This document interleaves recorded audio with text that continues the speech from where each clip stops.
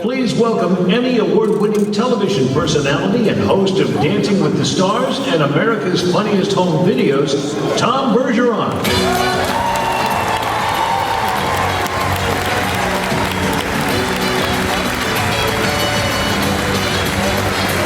Thank you, it's very nice. Welcome to the 2013 Disney Legends Awards ceremony. This, by the way, this is the third time that I have hosted this event, and I do it, yes, right, I do it for the pure pleasure. I ask nothing in return. Well, maybe a couple things. I'm hoping I can parlay this gig into a cameo in Star Wars Episode 7. I could be a short Wookiee or a tall Ewok. Either one would be fine. It is truly wonderful to be back here with you to honor the thinkers, the visionaries, talented magic makers that have left incredible legacies that have helped make the Walt Disney Company the leader in family entertainment. I'd like to introduce to you my co-host for this afternoon, the Chairman and Chief Executive Officer of the Walt Disney Company, Bob Iger.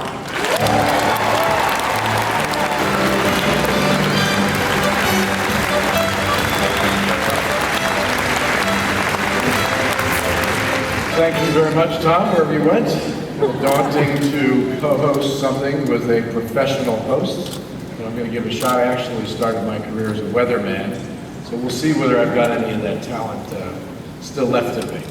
Anyway, this is an incredibly special occasion for everyone at Disney and for everyone who loves Disney, because today we're celebrating some of the remarkable people behind the Disney magic. The Disney Legends Award is our company's highest honor, and of the hundreds of thousands of cast members and artists that have been part of this great Disney family over the last 90 years, only 249 have been recognized as Disney Legends. The distinction is reserved for the incredible artists, visionaries, and unique talents who truly embody Disney's creative spirit and have made significant contributions to our company and to our legacy. I'm proud to say we have several of them here with us today, so they are going to help welcome the next generation of Disney legends who join their ranks today. They represent Disney's living legacy. I'd like to ask all of the Disney legends who are here to please stand so we can honor each and every one of them.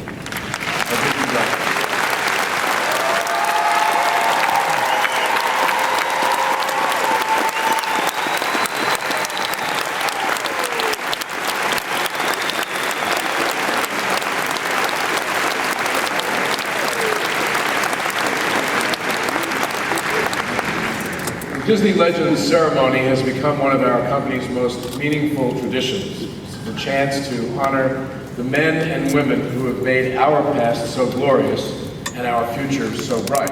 And one of my favorite things about the D23 Expo is that it allows us to share this moment with thousands of Disney's most passionate fans. Our legends may help make the magic, but you keep it alive, and I know I speak for everybody at the Walt Disney Company when I say we really couldn't do this without all of you.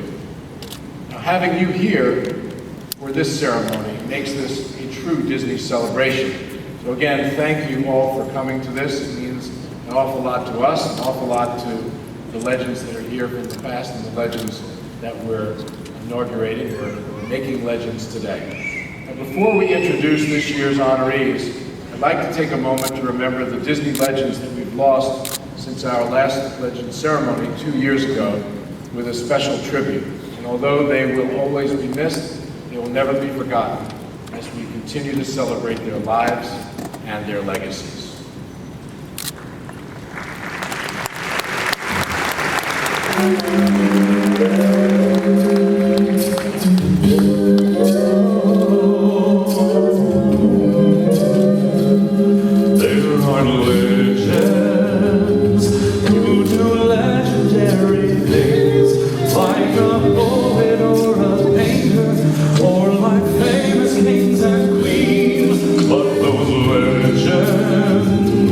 They could learn a thing or two from extraordinary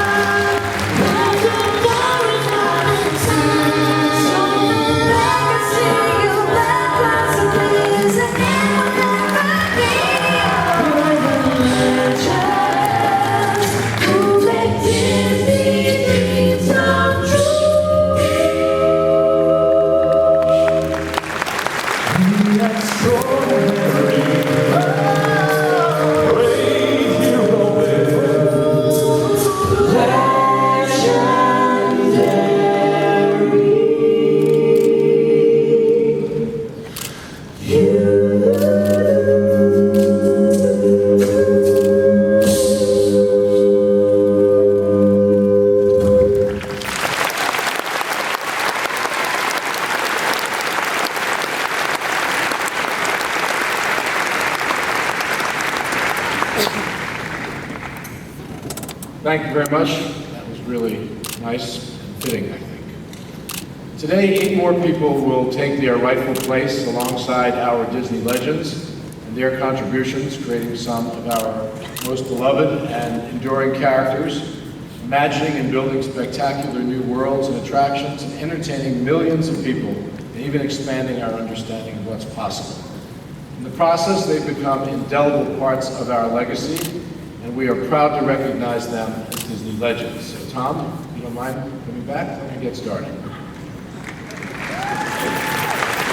right, my pleasure, Bob. Tony Baxter, our first Disney legend. From an early age, he loved Disneyland.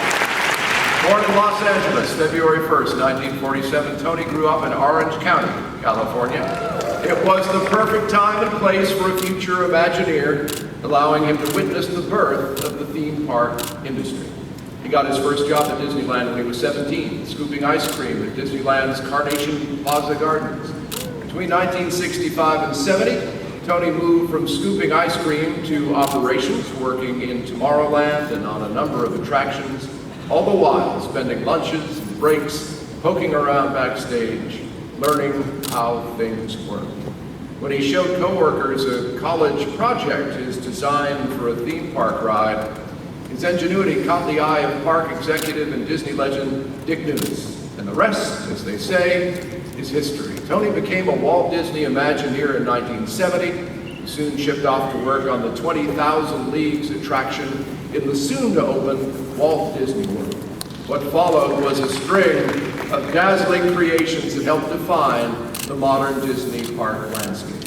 Tony's teams developed Big Thunder Mountain Railroad, helped create concepts for Epcot Center's Living Seas and Land Pavilions, as well as the unrealized, yes, you're going to talk about, yes, as well as the unrealized Discovery Bay and Dumbo circus areas for Disneyland. Then, in 1983, Tony's team transformed Fantasyland into the fanciful and quaint village we know today.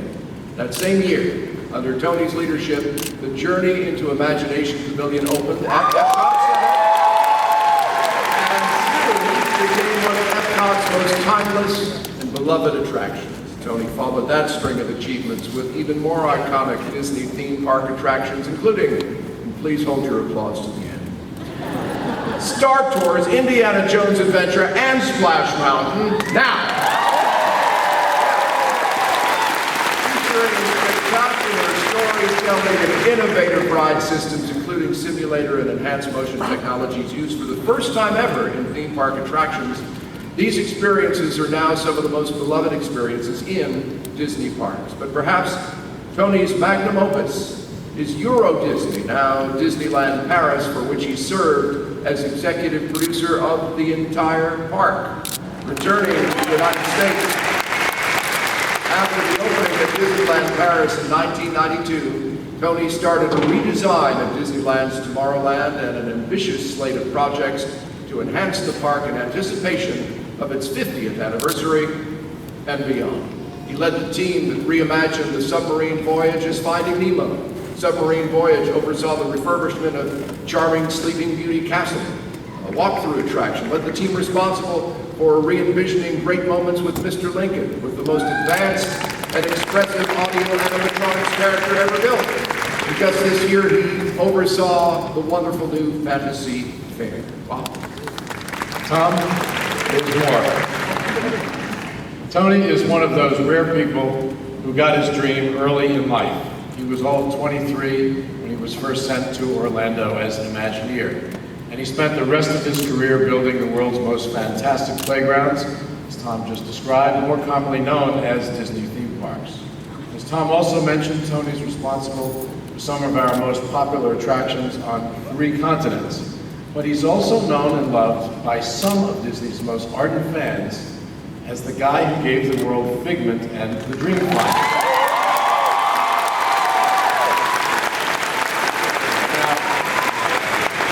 Found out the hard way just how important these 2 characters are. A few years ago, when those characters disappeared during the renovation of the Journey into Imagination Pavilion. You guys are really serious about your Disney. Okay, for a while, anytime I spoke with anyone about Disney, shareholder meetings or anywhere else I went, I could always count on someone asking where Figment went, and what had we done with it? What had I done with it? Honestly, it was not my fault. And when were we going to bring Figment back? So we're happy to have him back in the attraction. It's now called Journey into Imagination with Figment. So I don't think Figment is going anywhere anytime soon, I promise. Now, I know we're all grateful that Tony took that trip to Orlando at the ripe old age of 23, and for everything he spent his life creating in Disney. He is the embodiment of everything Disney, from his exuberant optimism to his incredible storytelling, strong values, and endless creativity. And we're extremely proud to count him among our Disney legends. So please welcome Disney legend, Tony Baxter.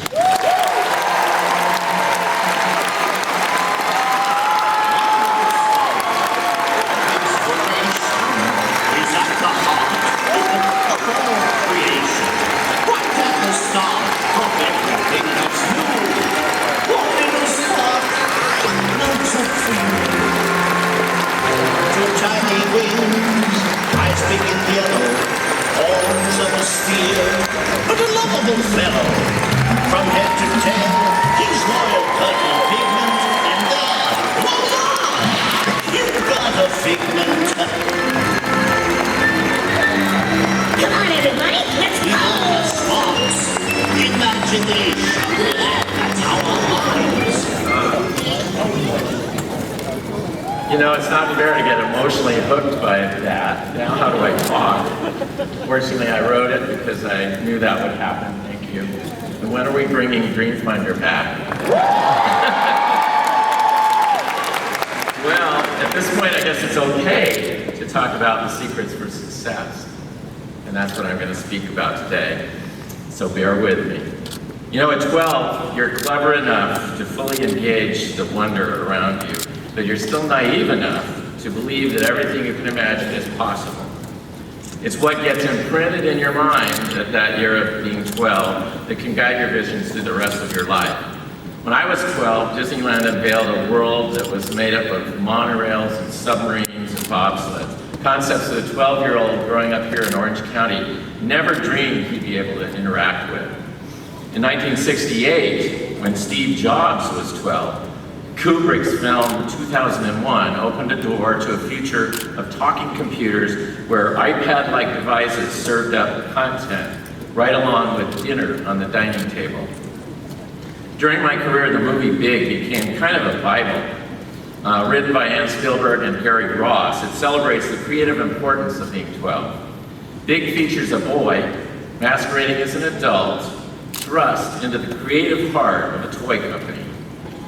It's a cautionary tale pitting corporate acceptance of childhood delight against the social norms and business protocol. I've been fortunate enough to spend my career in an organization that encourages that ability to dive back into childlike wonder with a hope that it's going to bring forth transformative thinking and playful ideas. And I think he is one of them. When Journey into Imagination's Figment asks, "What will we do next, Dreamfinder?" That is the child inside me living out that simple childlike, that's the child inside me looking for yet another challenge. In Star Wars, that's a surprise visitor here. Even though he's on the dark side, that's okay. In Star Tours, the original pilot, Rex, aims for the Death Star, hollering, "I've always wanted to do this!" And that's me, living out those simple childlike dreams and hoping that everyone on board shares them too. I really want to thank this organization for cultivating a place where it is okay to think this way. It has made it possible for me to take all of you along on some of the wildest rides in the universe. Cheers.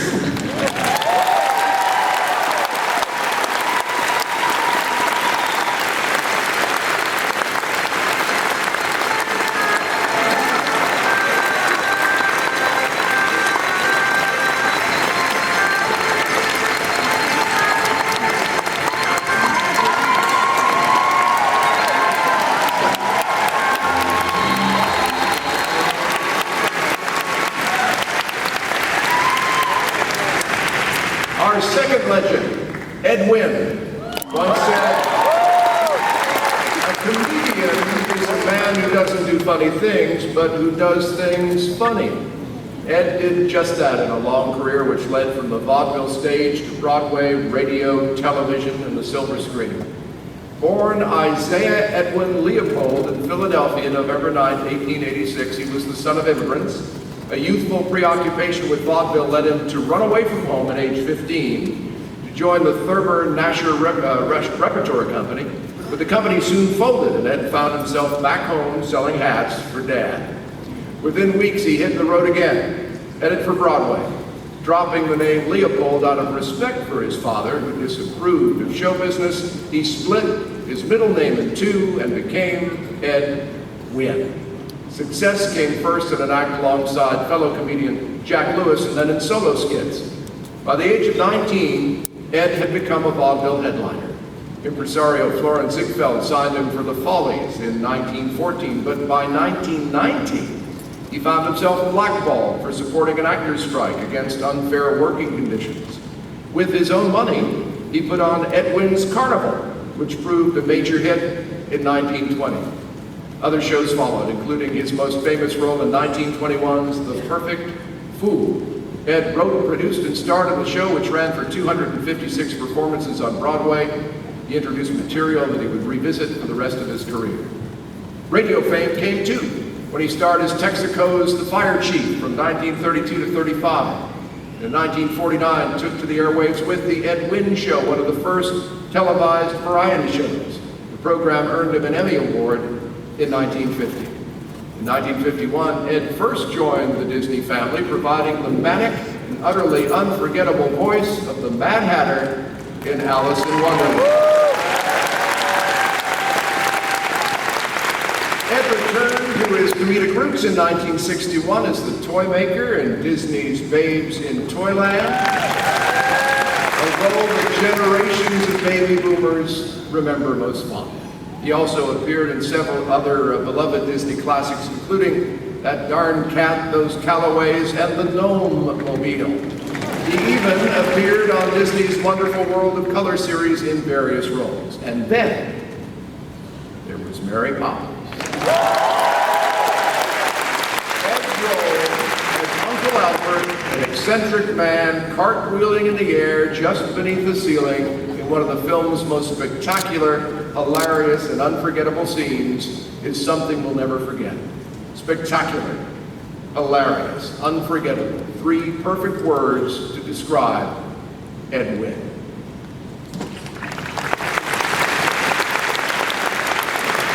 With his own brand of bumbling silliness, Ed Wynn brought many lovable Disney characters to life in so many unforgettable ways. He was a familiar face in movies throughout the 50s and 60s, but as Tom just mentioned, his most memorable role was Uncle Albert in Mary Poppins. And next year is the 50th anniversary of that Disney classic Tom Daly mentioned earlier. The fact that we're still watching and enjoying that movie half a century after it was released says a lot about the power of a timeless story brought to life by incredibly talented artists like Ed Wynn. Like his character, Ed loved to laugh, made the rest of us laugh right along with him. And even though we lost him in 1966, the laughter lives on, as does his Disney legacy. So in the spirit of the late, great Ed Wynn, and in honor of his first Disney role as the Mad Hatter in Alice in Wonderland, I'd like to mark his induction into Legends, Disney Legends, by wishing everyone a very, very unbirthday.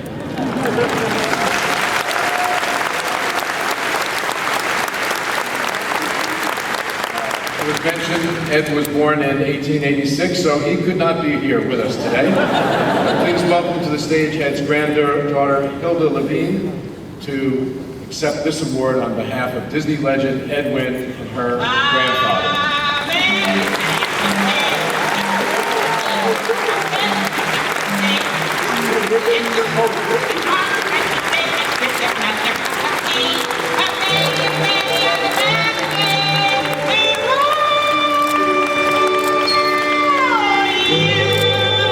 Now, this is prove that you one birthday. That's just one birthday every year. But there are 364 unbirthdays. Precisely why we have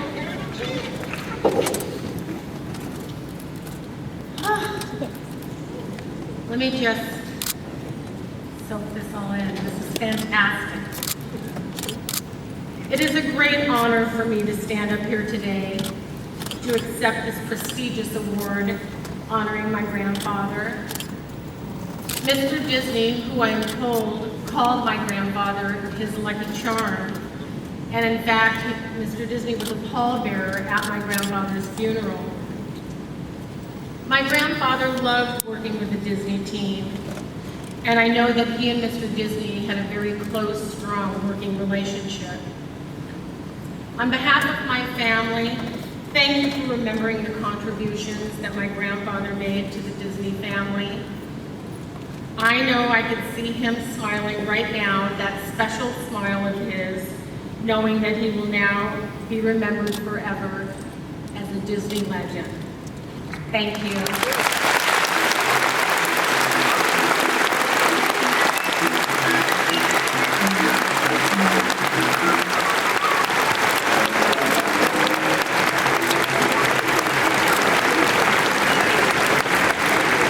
Our third Disney legend, Colin Campbell, once said of his time with Walt Disney Imagineering, "I love the variety of things you become involved with here." In his long career at Disney, Colin managed to have a far-reaching influence on projects ranging from animated classics to legendary theme park attractions. And in his spare time, he even mastered the bagpipes. That's variety. After holding various entry-level jobs at the Walt Disney Studio during high school, Colin attended art school and served in the Navy in World War II. In 1953, Colin found himself back at the studio, this time in the animation layout department as an apprentice, where he worked on a variety of notable projects that included Sleeping Beauty and 101 Dalmatians. His contribution, there's a 101 Dalmatians fan. I think we'd have at least 101 of them, but there you go. His contributions reached beyond animated productions, however. Working with art director Bruce Bushman, Colin designed many of the iconic sets for the Mickey Mouse Club, including the Mouseketeer Treasure Mine and Dry Gulch, side of the weekly Talent Roundup. In late 1961, Walt Disney reassigned Colin to WED Enterprises, which was beginning production on attractions for the 1964-65 New York World's Fair. He sculpted cavemen for Ford's Magic Skyway, built models and sets for It's a Small World, and designed concept art for the Carousel of Progress attractions, which later found their way into Disneyland. Colin created concept paintings that assisted Walt in selling Disneyland to financiers in 1954. As an Imagineer, Colin began development on his first full-time assignment at Disneyland, the Enchanted Tiki Room. Working with Claude Coates, Colin helped develop Disneyland's Pirates of the Caribbean, or Caribbean, depending on how you like it pronounced, as well as designs for the fabled Club 33. For Walt Disney World, Colin developed much of the overall feel for the resort and Magic Kingdom Park. He created concept art for the resort hotels and the Fort Wilderness Campground Railroad. He also served as field art director on Tom Sawyer Island and designed the unique entrance and queue for Florida's Pirates of the Caribbean attraction. Teaming up again with Claude Coates, somebody actually cheered the queue line. That's good. Good. Colin exacted an early influence on many pavilions designed for Epcot Center and served on the ground as one of 3 Epcot field art directors. Later work included renderings and concept art for the Disney MGM Studios theme park and illustrations of a proposed 1920s-era Main Street USA for Disneyland Paris. After serving as art director for Typhoon Lagoon, Colin retired in 1990, only to return soon after to supervise a renovation Disneyland's Tom Sawyer Island. Colin Campbell's career was a classic Disney success story, a young farm boy who got his big break as a messenger at Disney Studio before working his way up the creative ranks to become a Disney legend. Walt Disney had a knack for recognizing talent, that star quality that makes a person destined to be something special, and Colin had it, and Walt saw it, and put it to good use across this entire company, especially in Imagineering, where his talents had unlimited applications and where he spent the rest of his career making magic for the millions of guests that we've entertained in our parks and resorts. From Lady and the Tramp, Mickey Mouse Club, and Darby O'Gill to Disneyland, the World's Fair, and Disney World, Colin had a profound impact on our company and our legacy. And we're proud that his work continues to delight fans around the world and will always be an important part of the Walt Disney Company. Please welcome Jim Campbell to accept this award on behalf of his father, Disney legend Colin Campbell. Jim?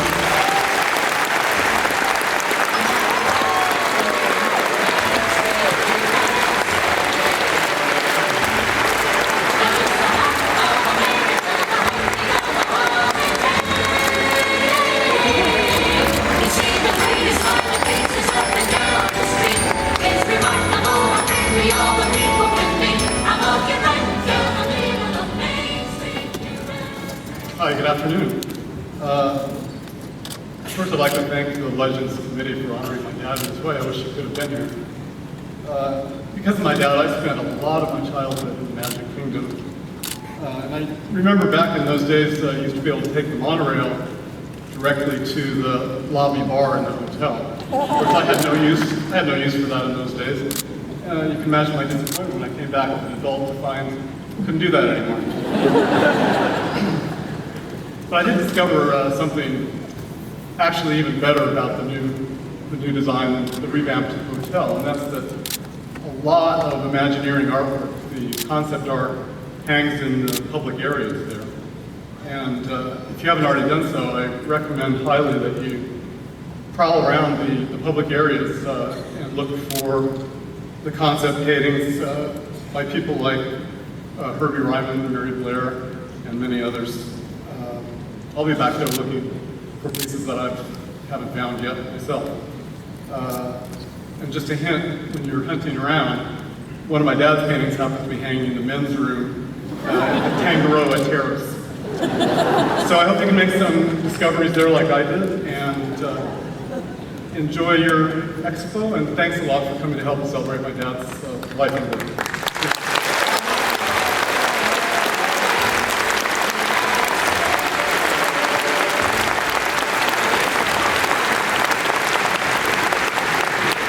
To be a voice actor for an animated feature is one of the hardest jobs in show business. Imagine, if you will, spending hour upon hour in a small square room with a window, a chair, a microphone, and a script.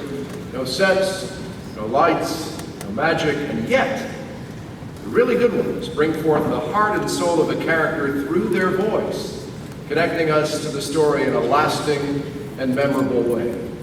John Goodman.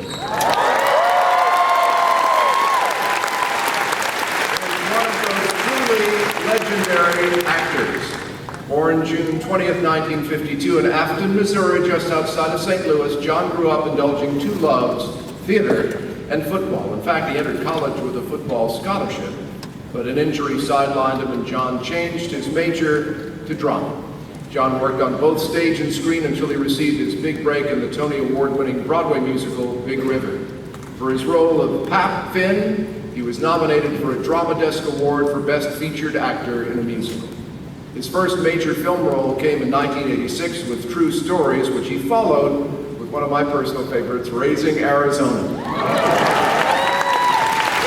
This would mark his first appearance in a Coen Brothers film, and he soon became a reliable member of their stock company of actors, appearing in Barton Fink, The Big Lebowski, Inside Llewyn Davis, and Disney's own Touchstone Pictures film, Oh Brother, Where Art Thou? And of course, John gave another tremendous performance in last year's Academy Award-winning film, Argo.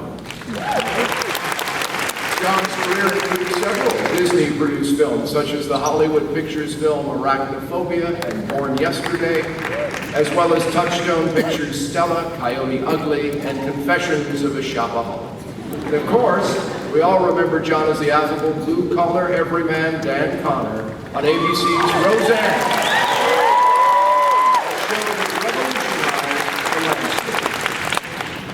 I first met John on the set of Roseanne at the end of its first season. I was actually in my first week as president of ABC Entertainment, and he and the rest of the cast and crew were celebrating their first year as a real hit.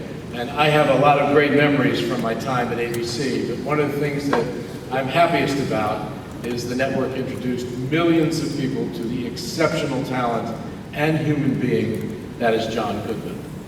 Roseanne was a great show for the network, especially because it gave us the great gift of John, who earned countless fans along with 7 Emmy nominations and a Golden Globe for his role as the head of the Connor family. John's been part of the Disney family now for almost 25 years, during which he's voiced several great characters for Disney Animation, and of course Pixar. He gave us Pacha in The Emperor's New Groove, and in its sequel, Punk's New Groove. He was the affable Baloo in Jungle Book 2, and the boisterous Big Daddy, I love that role, Big Daddy LaBeouf in The Princess and Frog. And of course, he will always be known and loved as James P. Sullivan.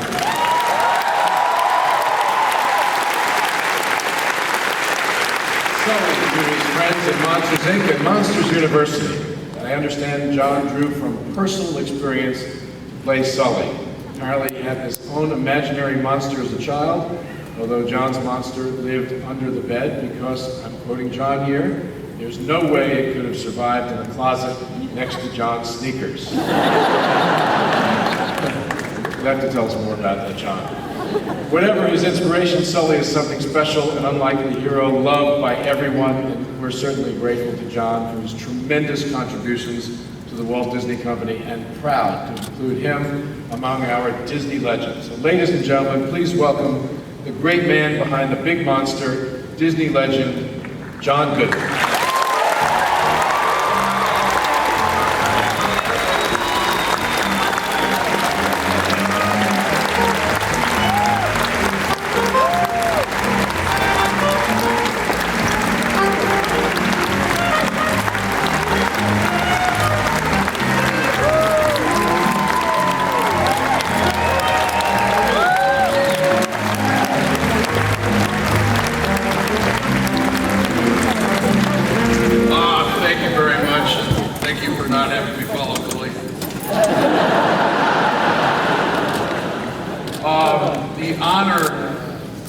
here is actually being cast to work with Disney artists in the first place. It's the very apex of artistry and creativity.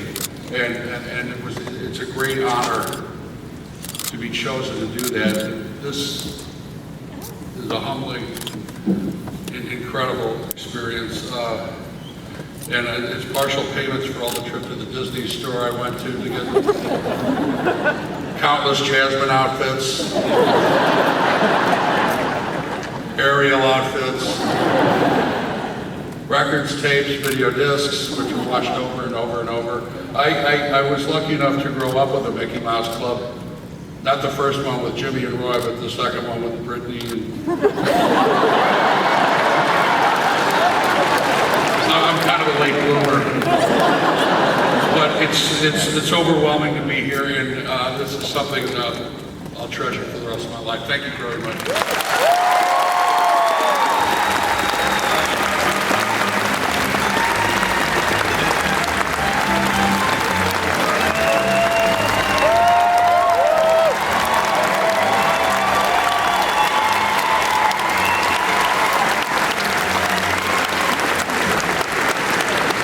From the beginning, Billy Crystal was drawn with a music promoter as his father, a legendary record producer as his uncle, and here's a piece of Disney trivia for you, a mother who once provided the voice for Minnie Mouse. He was steeped in show business from the beginning. Add to that, two brothers who like nothing better than to join Billy in creating and performing the constant stream of comedic skits, and you have a childhood ripe with opportunities for a young performing artist. In the early 70s, Billy began to work the improv comedy circuit in New York City, eventually found his way into an appearance on the first season of Saturday Night Live. After getting his big break as Jody Dallas on the ABC hit Soap, he joined the cast of Saturday Night Live for the 1984-85 season, where his character Fernando, they're going to ask, I got to do it up here? Fernando famously coined the catchphrase, and he's looking right at me. You look marvelous. In 1986, he hosted the first of many comedy relief charity fundraisers alongside my friend Whoopi Goldberg and fellow Disney legend Robin Williams. An appearance early in his career on All in the Family led to a long friendship with actor and director Rob Reiner, who brought Billy to movie screens playing roles in This Is Spinal Tap and The Princess Bride. Billy was starring role in When Harry Met Sally earned him a Golden Globe nomination, a feat he would repeat with City Slickers and Mr. Saturday Night. Billy's been honored with a Tony Award for his two-act, one-man autobiographical play 700 Sundays. He's a six-time Emmy Award winner, and in 2007 received the esteemed Mark Twain Prize for American humor.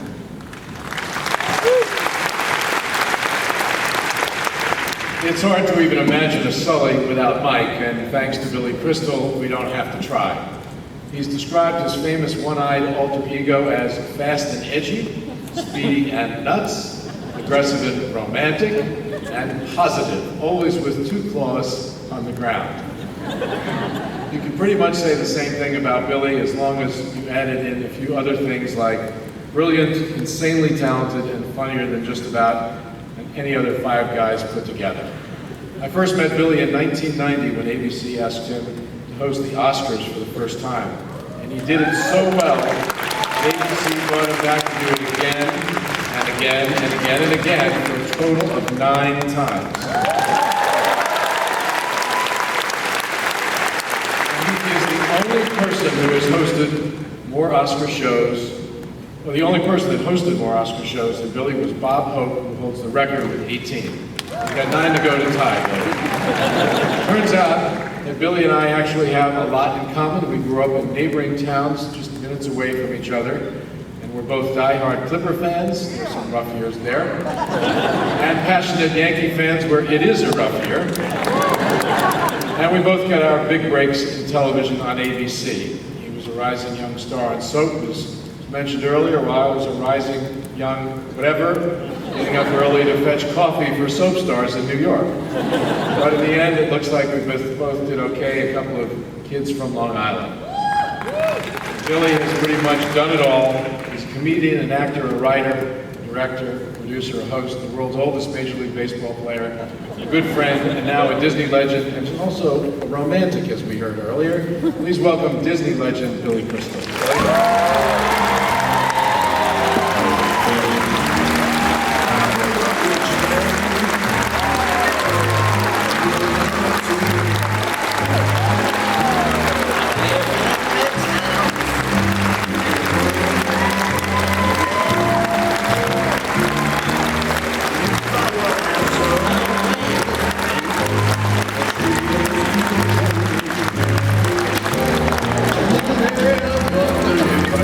Thank you.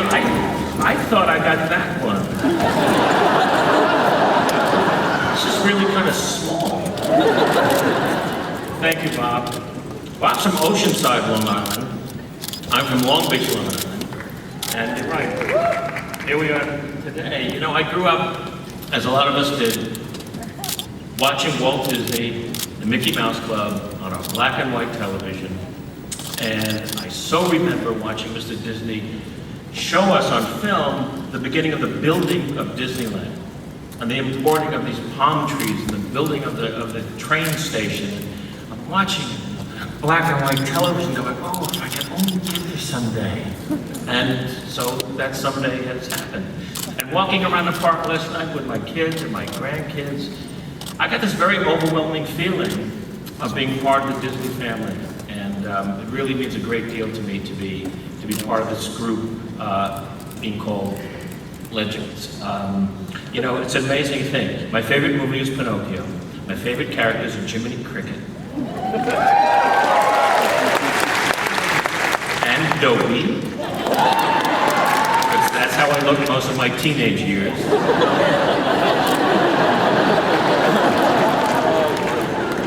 I had a crush on beautiful Annette Funicello. I wanted to go to camp with Spin and Marty. But the great thing about all of these shows, and the important thing about all of these shows, and why this award means so much to me, is that we all sat down as a family and watched them together. And now with the way that we watch television, the way that television is delivered to us, families very rarely sit down and watch the same show together. So I think that's a heritage, and I'm trying to, you know, keep going with my family now because it's so important that we do this together. I love being Mike Wazowski.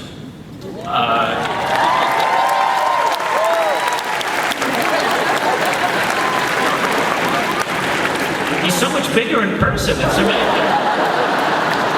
You haven't been hanging out with A-Rod, have you?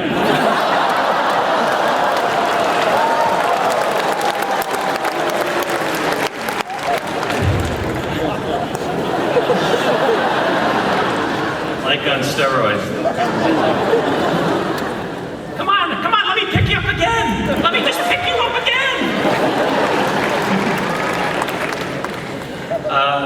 It is a joy that people have taken these two characters, and I say these two characters because John and I are very much a team in these movies.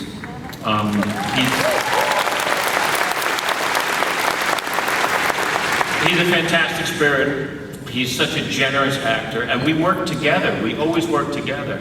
And where Mike can fly off and go crazy for a little while, and I can hopefully find some new funny things to put into the script, there's always John there to put the lead in my claws and keep me on the ground. So, John, you're a big part of this award to me, and the fact that we're going into the Hall of Fame here together means a great deal to me.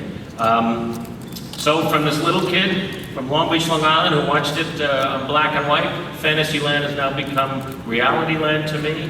And because of Walt Disney, even in black and white, I saw everything in color. And so being part of this group today means really a great deal. I thank a lot of people. Sitting in front, Mr. John Lasseter. Where are you, John? Genius of geniuses.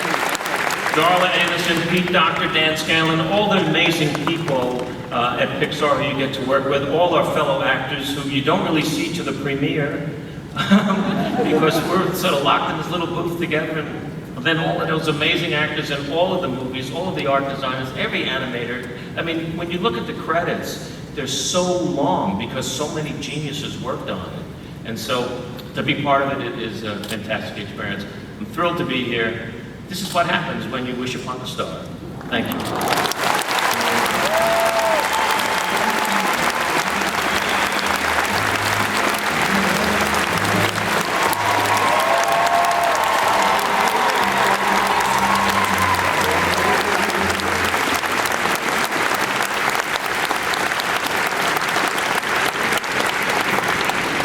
There aren't too many names that, when mentioned, conjure images of music and pop culture for multiple generations. But if you hear the name Dick Clark, most of us in this room have had a personal experience that intersected with his music, his voice, and his special brand of cool.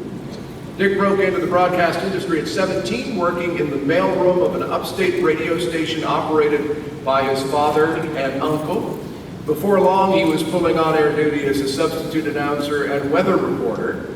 He attended Syracuse University, where he worked as disc jockey for the student-run radio station, and after graduation returned to his family station. It was in 1952 that Dick Clark's Caravan of Music debuted in Philadelphia on radio station WFIM.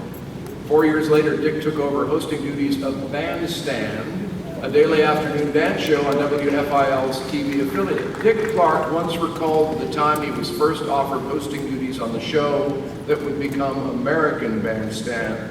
They said, "Do you want it?" And I said, "Oh man, do I want it." Within a year, that was the whole contract negotiation right there. Within a year, the show was picked up by ABC for national distribution, and by 1958, American Bandstand was pulling in a daily audience of 40 million music-hungry teens. Dick soon expanded into game shows, award shows, comedy specials, movies, and other popular forms of programming. He founded Dick Clark Productions in 1957, went on to produce everything from Pyramid to TV's bloopers and practical jokes. He created the American Music Awards for ABC in 1973, continued to produce its telecasts along with other annual events such as the Golden Globes and the Academy of Country Music Awards.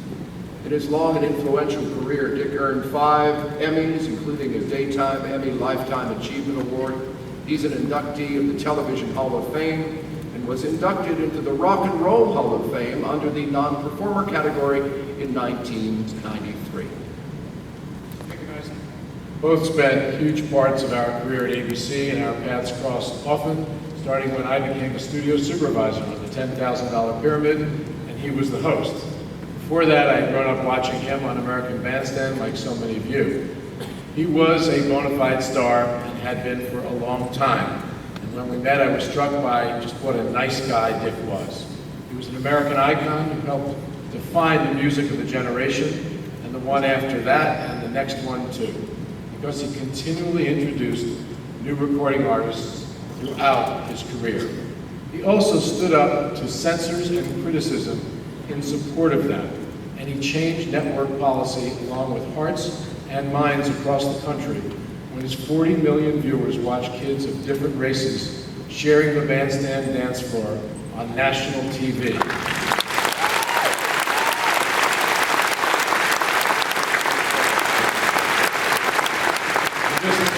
Think about that in the early 1960s in this country. Incredible, incredible thing for Dick to do.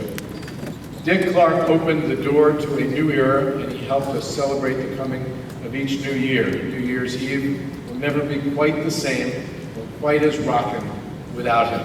I was honored to know Dick, privileged to call him a friend. He was an extraordinary person who kept his finger on the pulse of our culture and never lost sight of what was important in life or in business. He is sorely missed by everyone who knew him.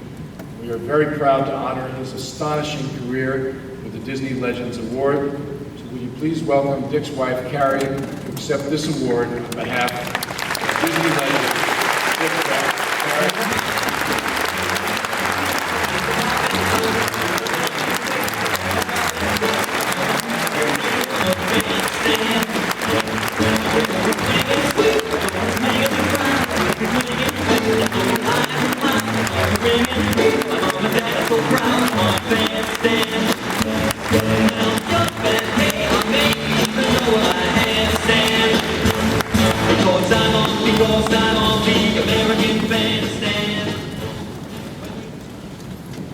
Thank you, Bob. Dick and I were together for almost 43 years, but usually it actually was, it was 24 hours a day because I worked at the company. So I feel like this would, I can speak for him that this would be a very special event to him. Thank you. He got his beginnings, like they were saying, at ABC, doing American Bandstand, and that started it all for him.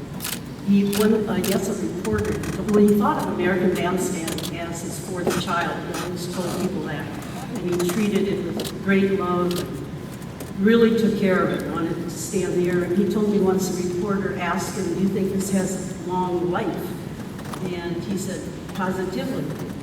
The music will always be current, the fashions will always be the fashions of the day, and the vocabulary or what people are talking about on the streets will always be current too, so it can stay on forever. And he was right, it stayed on for almost 5 decades.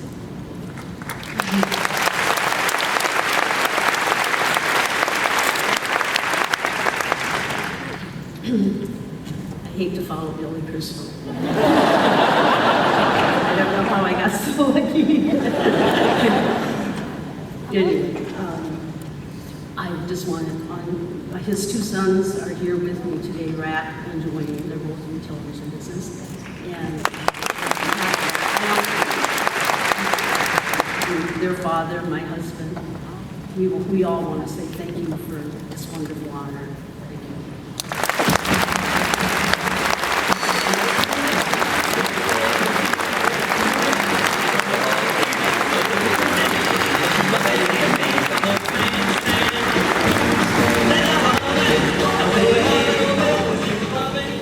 I'd always wanted to draw ever since I remember, Glenn Keane once recalled. And as soon as he could hold a pencil, there was no stopping him. He had developed and devoted his life to art and an incredible career spanning almost 38 years as an animator. Born April 13, 1954, Glenn grew up in Paradise Valley, Arizona. His father, cartoonist Bill Keane, created the long-running Family Circus comic strip. And so the sketch pads and freshly sharpened pencils were never difficult to find around the house. The elder Keane based the strip on his real-world family, with Glenn providing the inspiration for young Billy. Torn between his love of football and his desire to become an artist, Glenn eventually decided to attend the California Institute of the Arts. His initial goal was to pursue a course of study in the fine arts, but when wires got crossed, he wound up being enrolled in the film graphics program as an animation student. Despite not knowing anything initially about animation, he soon embraced the art form. As a summer job, Glenn spent 3 months working at the Filmation studio, and in 1974 was accepted as a Disney animator. Glenn found himself one of a new generation of animators, brought in to be tutored under Walt's remaining veterans as they approached retirement. He learned from the masters, including Disney legends Eric Larson, Frank Thomas, and Ollie Johnston. Their lessons served him well on his first major assignment, assisting Johnston in drawing the little orphan girl Penny for the 1977 film, The Rescuers. He followed this with work on Elliot the Dragon for Pete's Dragon, and earned praise for his work on the thrilling battle scene with a towering grizzly bear at the climax of The Fox and the Hound. Glenn's body of work includes The Little Mermaid, for which he animated the heroine, Ariel. This began a slate of successful projects for which he animated memorable characters such as the Golden Eagle Marabou in The Rescuers Down Under, the imposing Beast for the Beauty and the Beast, and the proud and noble Pocahontas. Glenn also tackled the title character for the 1999 film Tarzan and animated the roguish John Silver for Treasure Planet. In 1996, Glenn began work on a retelling of the Rapunzel story, which he would develop over the next decade. This project became the 2010 hit Tangled, as executive producer, animation supervisor, and directing animator for the character Rapunzel. Glenn was the recipient of the 1992 Annie Award for Outstanding Individual Achievement in the field of animation for his work on Beauty and the Beast, and in 2007 received the prestigious Winsor McKay Award for lifetime contribution to the field of animation.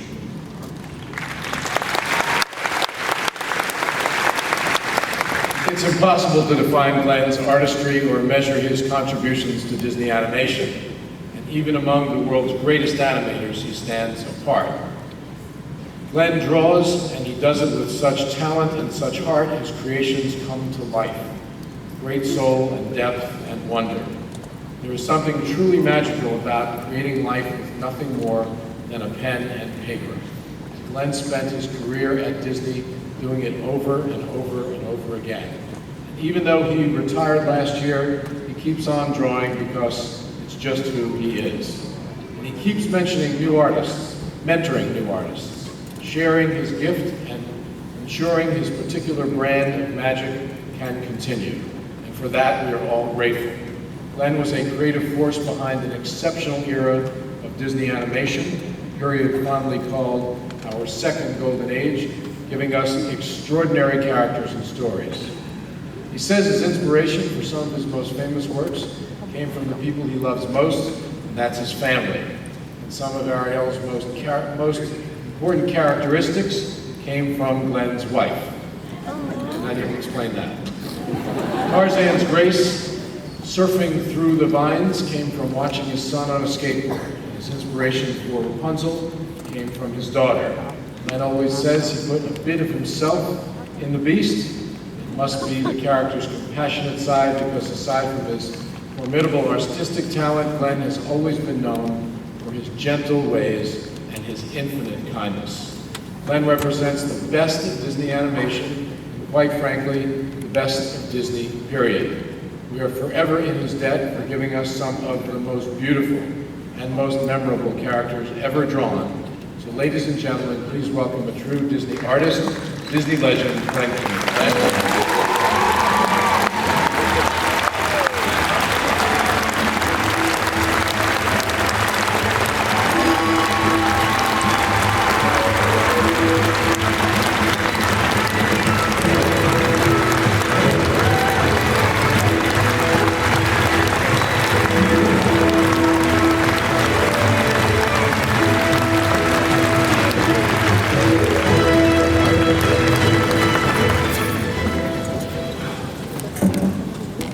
Well, I'd like to redesign the statue and put a pencil right here, if that would be appropriate. I'm going to turn this into a pencil sharpener. No, this is incredibly humbling. The idea of being a legend. Last night I mentioned to my wife, you know, from now on you're going to call me legend, right? She said, well, you don't kiss like a legend. No, and Linda was my inspiration for Ariel. She has this girl next door kind of a look, and actually I use my family very much the way my dad used his family. It's just something Dad always said, draw what you know, put out there for the audience something that you have experienced so others can identify with it. And it works. You have to be honest and open and take your life and open it up for the world. And it's an incredibly humbling thing to see people respond to the work that I've done. I love characters that believe the impossible is possible. I love animating a character that has this burning desire inside. That believes that even though something is as crazy as a mermaid, thinking that she can one day walk on legs and win the love of that handsome prince, or the Beast, to believe that somebody could look deeper inside than his ugly exterior and fall in love with him. I mean, it's a fairy tale. And that seems impossible. But I think what makes Disney so incredibly wonderful is that it has the courage to put fairy tales out there and say, yes, this seems impossible, doesn't it? But it is possible. And I know I lived that. I mean, my portfolio, like we spoke about, went to the wrong school, and somehow it was the right school, but I didn't choose it. And I do believe that the very best things in life are those things that we can't really earn, but they're a gift. They're a gift from God. Just at that right moment, it's given. And I went into the wrong school, supposedly. And I thought, well, animation, this is like a combination of all the arts. I'm going to be an animator. And then I looked at Disney animation, and I knew I could never be able to draw like that. I saw Mark Davis's animation of Sleeping Beauty, and I just remember the exquisite lines and the beauty, and I thought, I don't draw like that. I kind of scribble. I can't do that. And so my summer job, I thought, well, I know I can't work at Disney, but I'll work on some Saturday morning show. And by the end of that summer, the boss said, Glenn, you're going to go back to school, right? I said, yeah. He said, well, that's good, because if you weren't, I'd fire you because you draw like a 3-year-old. And at 19, I felt like I did draw like a 3-year-old, but to have somebody say it, I was so disheartened. But something happened where I heard that Disney was training. And so I came in very sheepish one day into the halls of Disney Animation. I'll never forget the smell of those legendary halls. I mean, it had the smell of pencil shavings, cigarettes, and scotch. It was this wonderful artistic incense. And I walked in there and I showed my portfolio to Eric Larson, one of Walt Disney's 9 old men.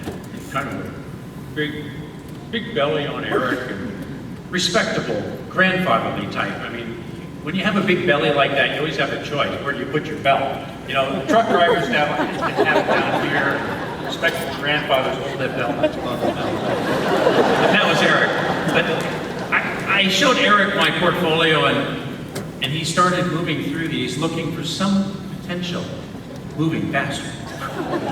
I spent 3 months on that drawing, and that's all these drawings that I thought I put my heart and soul into. He found nothing. And then he stopped on this one little drawing. And I wasn't even going to put it in there. It was truly a scribble, just really quick. He looked at that, and I thought, oh, I knew I shouldn't have put that in there. Then I kept going all the way through, and he back to that. Can you do more like this? You like that? I think there's something here. And it was just this fast little ink sketch, and I knew, well, that's what I do. I mean, that's me. I can do that. He said, if you can do more like that, maybe we can work with you. And I came into Disney and started to work with these great mentors, Frank Thomas, Ollie Johnston, Eric Larson, Gordon Kimball, Willie Breitherman. It's just great teachers. And bit by bit, it grew, and really that impossible dream really did come true for me. And I am so thankful. It doesn't happen by yourself. When I saw that animation of Disney Animation, I thought, I can't do that. I was right, you can't do it alone. You need other artists around you. The directors that gave me the opportunities, the assistants that helped me, my mentors, my father bringing me up, the inspiration of my wife, Linda, and my children and grandchildren. I am so thankful, so blessed, and I just want to say, long live Disney Animation. Thank you very much.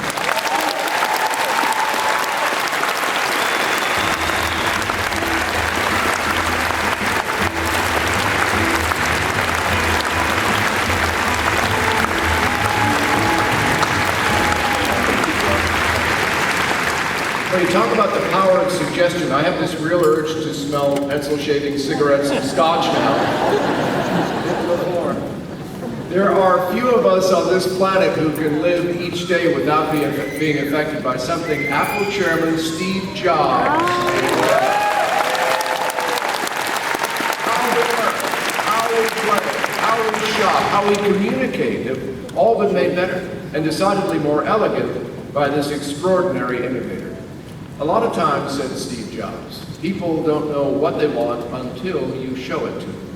Steve did just that for 30 years, donning his trademark black turtleneck and worn blue jeans to become the world's best-known master of innovation. In 1976, Steve, along with Steve Wozniak and Ronald Wayne, formed Apple Computer Company in Steve's parents' garage.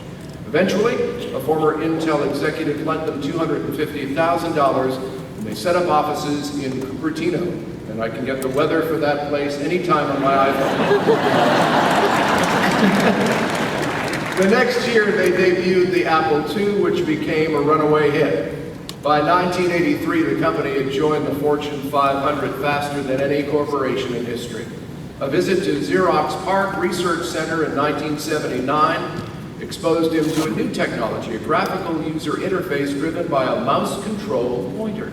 He saw the instant appeal of the concept, which led to the release of the Macintosh in 1984. In 1985, a power struggle led to Steve leaving Apple. The next year, Lucasfilm Limited's computer graphics division spun off its graphics group, which became Pixar Incorporated. With a $10 million investment, Steve became Pixar's primary investor and eventually its chief executive. The company spent the next several years developing cutting-edge rendering hardware, waiting for technology to progress to the point where computer-generated feature films would be feasible, which eventually resulted in 1995's Toy Story. Steve was credited as the film's executive producer. Disney has consulted on and distributed all Pixar features ever since and acquired the company in 2006. Steve returned to Apple in 1996, became CEO in 2000. When the Walt Disney Company acquired Pixar in 2006, Steve became the company's largest shareholder overnight, joining the board of directors in 2006. He remained a valuable advisor in the years that followed. Steve Jobs passed away on October 5th, 2011, after a long battle with pancreatic cancer. Now, this particular award is rather personal to me because Steve was a dear friend of mine, and I'd give anything to be presenting this to him in person today. We all know that the world lost something extraordinary and irreplaceable when we lost Steve. He was a visionary who was never content with the status quo. He was always looking for the next big idea that would open up new doors and lead us all down new paths. He was a genius in the purest sense of the word, one who defined a generation and changed the world, and whose ideas continue to influence the way we think and the way we live. He was brilliant and passionate and challenging because he wanted us all to think bigger and to move faster and to be better than even our previous best. He was actually one of the first people that I called when I found out that I was going to be Disney's next CEO. I called my family first, and then I called Steve, even though I really didn't know him that well. If you remember, we were at a critical crossroads at the time, and I wanted to make sure we took the right path. And animation, as I said yesterday, has always been the heart and soul of Disney, and for that to remain true, I felt we needed Pixar to be part of our future. And I will always be grateful.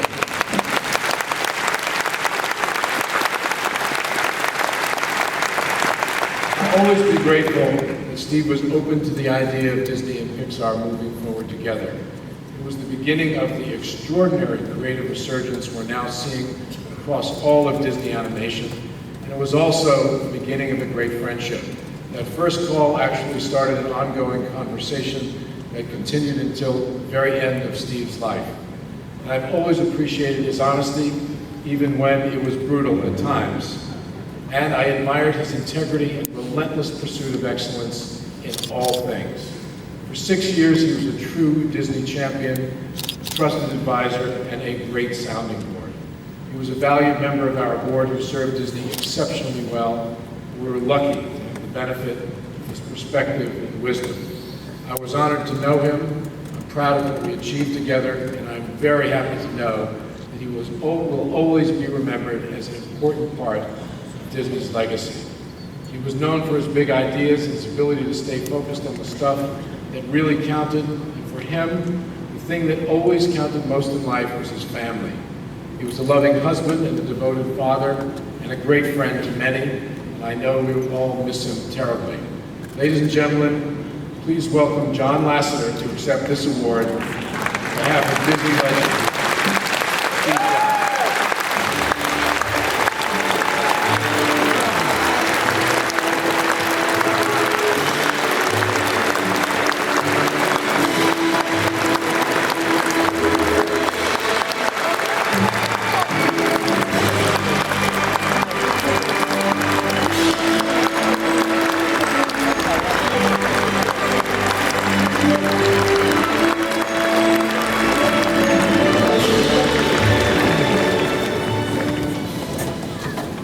First time I met Steve Jobs, I'm not going to get through this.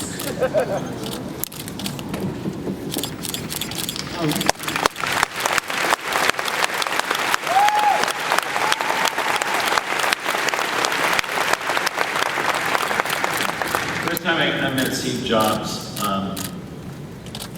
as a potential investor coming into the Lucasfilm Computer Division. I was the only animator there at the time. In fact, to even hide the fact that our division had an animator, they called me the interface designer. And at that time, in 1984, no one had a clue what an interface was. So, but as Steve came through, he was still working at Apple at that time, and he saw something in this small group of 40 people. He saw something really special, and he came back to the board at Apple and said we should buy Pixar. And it didn't happen, they didn't agree, and soon after that he was fired from Apple, the company he started. Well, it didn't take long for him to open his own personal checkbook and buy Pixar himself. In the beginning, Pixar was a technology company, and I didn't have a lot to do with Steve. Steve would come in to meetings and stuff, but it was about the technology. And at that time, he was brash. He was that mercurial leader that so many people think he was through the rest of his life. He kind of, I think back in those early days, he really did look at everybody's job at Apple or the early days of Pixar and the technology, and he kind of figured he could do their job even better than them. But the first real meeting I ever had with Steve was we wanted to do a short film. And they asked me to come in order for him to fund it, I had to pitch it to him. So I pitched the short film that became Tin Toy. And at the end of, he looked, and he had, the picture up there was pretty much the way he was sitting there, kind of like, with his fingers together, he did that a lot, and he would think. And he was looking not at the drawings on the board that I was pitching. He was staring off into the future.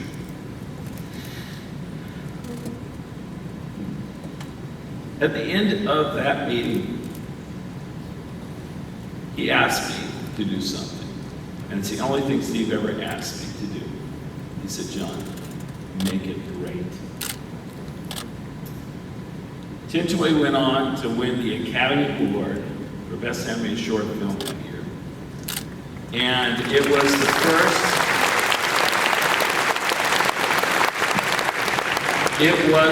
first Academy Award ever given to computer animation. And it changed the course of the company. He started looking beyond Pixar as being just a technology company. And he started thinking about animation as its future. And he started, we were already doing some technology development with Disney Animation. We became very close with Roy Disney. And he started talking to him about us doing a feature film. And in 1991, we started our first feature film. And it became Toy Story. It was based upon that little short film that I first pitched in, about toys being alive.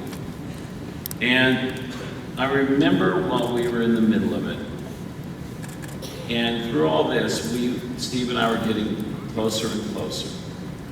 I lost my brother to AIDS. And Steve became my brother. And we were having dinner one day, in the middle of the hardest, part of making Toy Story. And he started looking off again in the distance, and he said, John, when I made a computer, we make the computers at Apple. So the lifespan of that computer is what? About 3 years. He said 5 years, it's a doorstop. Just technology goes. But he said, if you do your job right, what you create and what Pixar creates can last forever.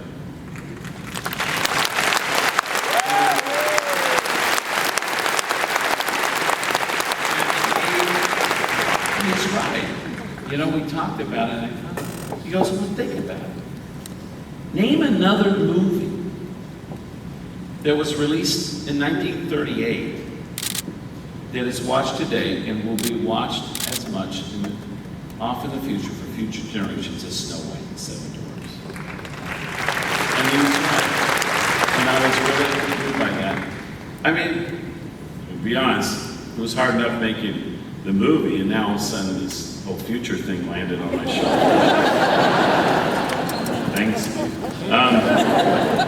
But he also saw the vision of this new technology. Steve, and during this time, Steve changed. He got married to his wonderful wife, Marie. He had his children. He became a family man. And I think that he saw in the artists at Pixar, he saw that he can't do what all those artists did. And during this time away from Apple, he started recognizing the importance and the value, all the creativity of all the other people around him, how great they could be. And he became this unbelievable leader, leading us, challenging us constantly challenging us to shoot way beyond what we thought we could do. Because he believed in us, and he believed in this, and it was always in the service of what's great for families. And so, I'll never forget this day. It's one of the most special days in our relationship. He came to Pixar Special to see me. And then he pulled me aside, just the two of us in a room. And he said, Apple has asked me to come back as their CEO. He had recently sold his company next to Apple. And he said, I want to ask your permission to do that. Because Pixar is so important to me. But I want to ask your permission. And I was so touched by this. And I asked him, we talked about it, and he said, the reason why I really need to do this is I feel like the world is a better place with Apple in it. And he's right. And he went back to Apple, and look what he created. It's amazing to be around someone who maybe has had an effect on the world once in their life. But to be with someone like Steve, who changed the world many, many times over. And I think this entire planet, is a better place for Steve. Steve's family, Lorena and their kids, thank you so much for adding Steve to the amazing list of Disney legends. They will cherish this for the rest of their lives. Thank you very much, and thank you to Steve.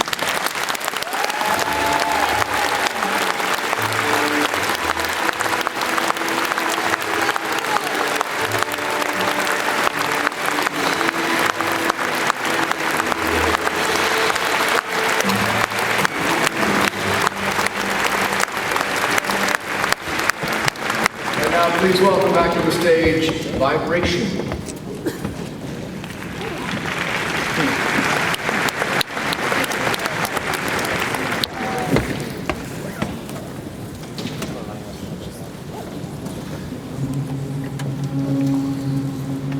The second star to the right shines in the night for you, to tell you that the dreams you plan really can come true. The second star to the right shines with the light that's real. And if it's never left you need, its light will lead you. Twinkle, twinkle, little star, so I know where you are, gleaming in the skies above. Lead me to a land I dream.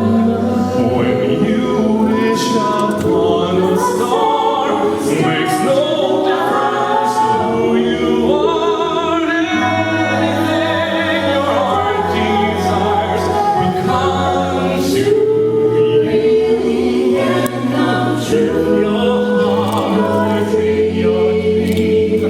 No request is too extreme. When we shut upon a star, as dreamers do. A dream is a wish your heart made. When you wish when you're fast asleep, you wish upon a star who dreams you will lose your heartache. Whatever you wish for, you wish upon a star.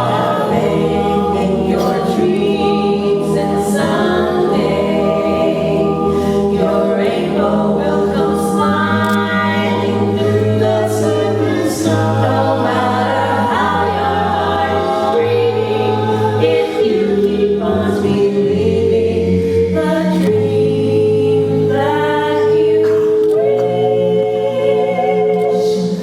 will come true.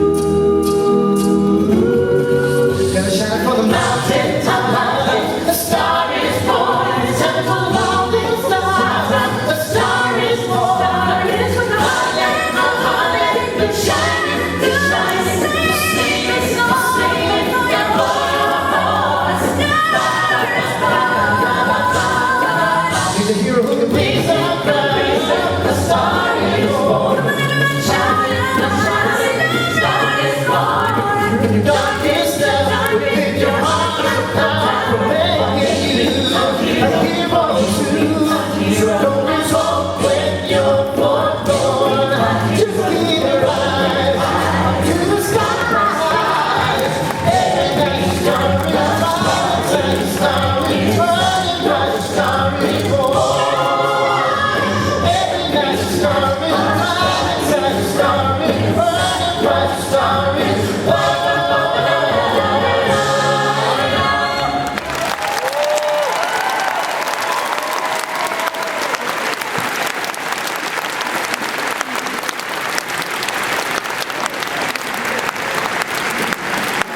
Well, it is time for us to say goodbye. Glad you could join us for the 2013 Disney Legends Award ceremony. Events like this one show that it really is the people who make Disney so extraordinary, and it is an incredible honor to work with so many gifted, creative, brilliant people who lead a company known for such creativity and innovation.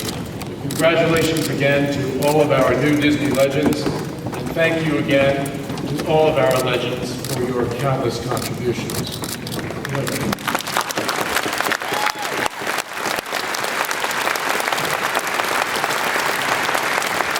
I know I say the obvious when I say that Disney means so much to millions of people today because of all of you. And I'd also like to thank Tom Bergeron, one of the best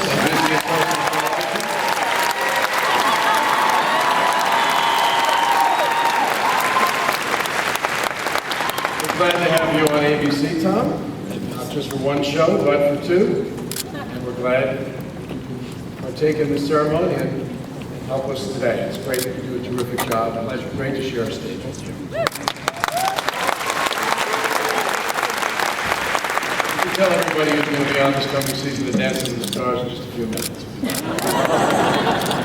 To all of you, thank you all for coming to help us honor and celebrate these amazing Disney legends. Having you here obviously makes this event much more meaningful for us, and we really appreciate it, even though I've already seen just about everything that you presented these last few days. I have to say that I sat here in awe of the quality of all the stories, and the quality of all the people involved that will be bringing all of these stories to you. And your love of this company is so powerful and palpable that we just have to do this again. We've got to do D23 one more time, right? And so, I hope now that you've had a great time so far, but you're going to have a great time for the rest of D23. For me, I will see you at the next D23 Expo 2015. Thank you.